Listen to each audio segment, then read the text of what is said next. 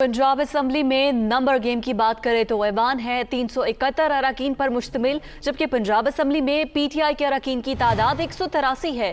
काफ league के 10, राह हक पार्टी का एक रुकन हुकूमती इत्तेहाद का हिस्सा है, जबकि पंजाब असम्बली में चौधरी निसार समेत आज़ाद अरकान की कुल तादाद है 5। पंजाब असम्बली में अपोजिशन को 172 अरकान की हिमायत हासिल है।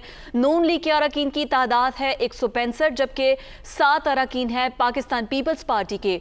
हुकूमत गिराने के लिए अपोजिशन को मजीद 14 अरकान की हिमायत दरकार है। हुकूमत बनाने के लिए 186 अरकान की हिमायत दरकार होती है।